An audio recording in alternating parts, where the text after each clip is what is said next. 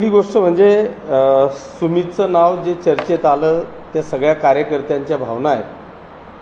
कारण आपण सगळ्यांनी पाहिलं असेल की स्थानिक स्वराज्य संस्थांचं जे इलेक्शन झालं नगरपालिकांचं, त्या नगरपालिकांच्या इलेक्शनमध्ये मी स्वतंत्रपणे लढण्याचा निर्णय घेतला आणि दोघंही नगरपालिकांमध्ये पाचोरा आणि भडगावकरांनी प्रचंड अशी साथ देऊन एक ऐतिहासिक विजय दोघंही नगरपालिकांमध्ये प्राप्त झाल्यामुळे साहजिक सर्व कार्यकर्त्यांच्या भावना आहेत की आपलं प्राबल्य मताधिक्य जर का आपण पाहिलं तर मला वाटतं जळगाव जिल्ह्यात सगळ्यात जास्त नगरसेवक हे कोणाकडे असतील तर ते पाचोरा आणि भडगाव नगरपालिकेमध्ये शिवसेनेचे आहेत.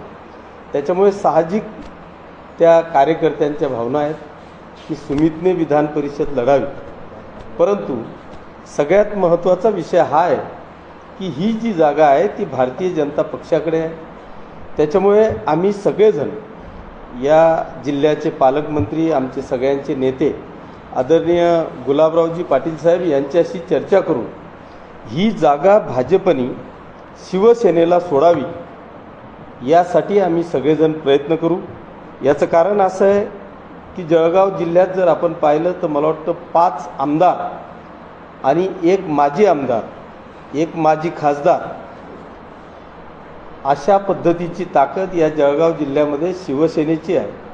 आणि इथलं जर आपण पाहिलं तर 2 खासदार भाजपकडे, विधान परिषद भाजपकडे. मग आम्ही सगळेजण आजपर्यंत अतिशय प्रामाणिकपणे साथ देत आलो भारतीय जनता पक्षाला आणि म्हणूनच भाजपला हे शक्य झालं आहे. म्हणून आज भाजप मोठा भाऊ आहे आणि म्हणून भाजपनी मोठा भाऊ म्हणून आमची ही मागणी त्यांनी मान्य केली पाहिजे. आमच्या ताकदीप्रमाणे भाजपनी ही जागा विधान परिषदेची शिवसेनेला सोडावी अशा पद्धतीची रास्त मागणी आम्ही शिवसेनेचे नेते आदरणीय गुलाबरावजी पाटील साहेब यांच्या समवेत मिटिंग घेऊन भाजपकडे पहिल्यांदा ही मागणी करणार आहोत आणि ती जागा सोडण्याच्यासाठी आम्ही 100% आग्रही राहणार.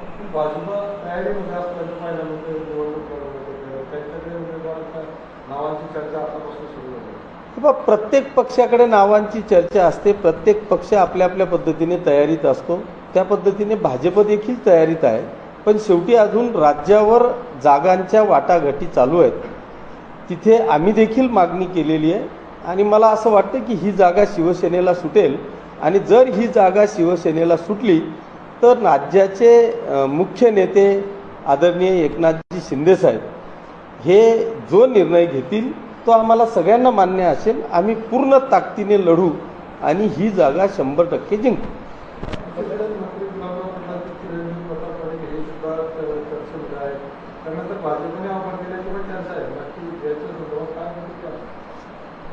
त्याच्यावर मी बोलू शकणार नाही. भाजपनी ऑफर देण्यापेक्षा मला वाटतं भाजपनी मोठा भाऊ म्हणून लहान भावाला ही जागा सोडली पाहिजे.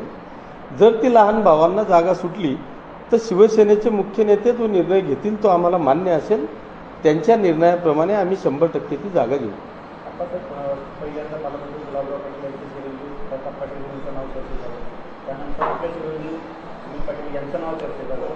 शिवसेना शिंदे गटातील अंतर्गत जो आहे किंवा राजकारण आहे ते पुन्हा एकदा कळवण्याच्या निमित्ताने बोललं जाते. नाही, मला असं वाटतं की ती चुकीची बातमी आहे.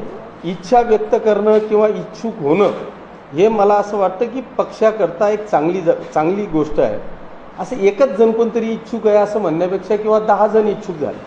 मग आता भाजपमध्ये अनेक इच्छुक आहेत याचा अर्थ भाजपमध्ये अंतर्गत कलह आहे का? अजिबात नाही. भाजपमध्ये जसे इच्छुक आहेत तसे शिवसेनेत देखील इच्छुक आहेत. आमच्याकडे प्राबल्य आहे, मताधिक्य आहे म्हणून इच्छुक आहे. आपल्याला काँग्रेस, राष्ट्रवादी, उबाठा यांचे कोणी इच्छुक दिसतं का?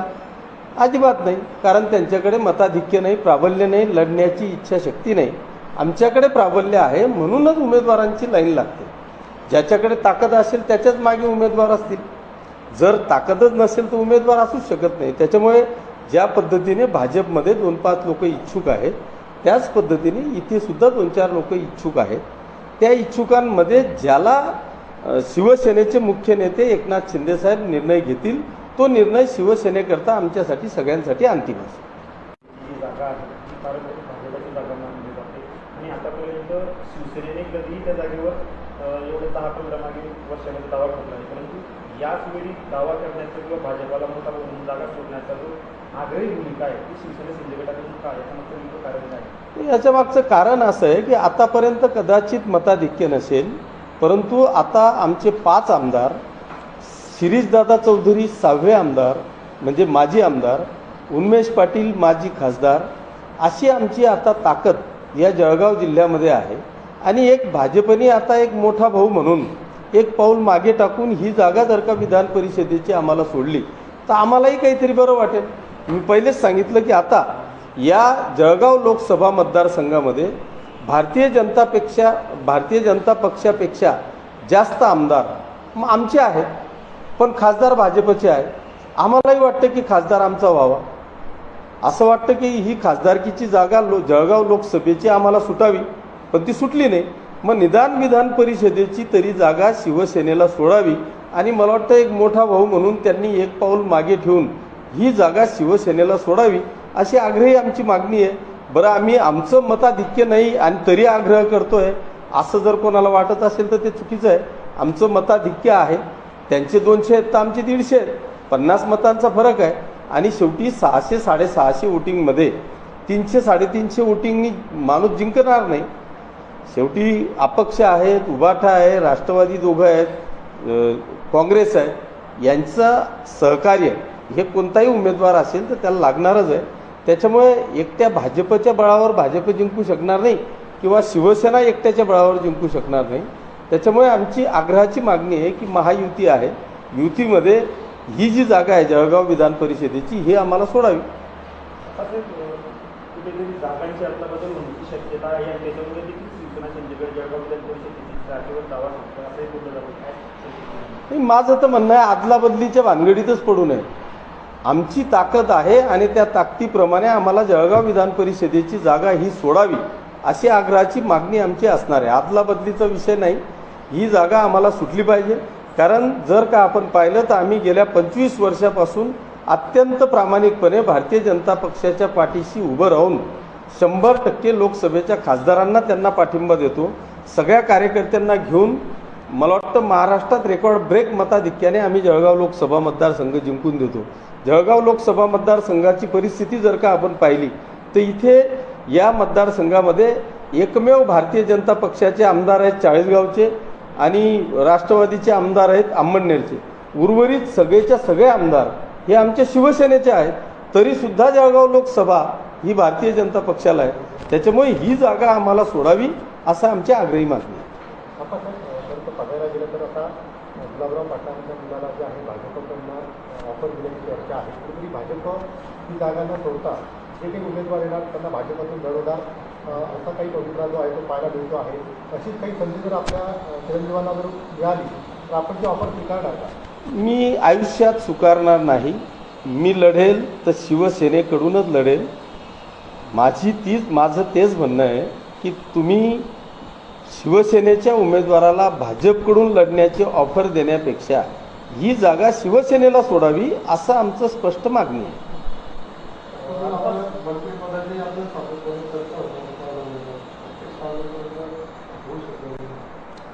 खरं म्हणजे मंत्रिपदाची चर्चा मी देखील ऐकतोय, परंतु मला असं वाटतं की 2.5 वर्षानंतर सगळ्याच मंत्रिमंडळामध्ये बदल होईल अशा पद्धतीचं खुद्द शिवसेनेचे मुख्य नेते आदरणीय एकनाथ शिंदे साहेबांनीच सांगितलेलं आहे.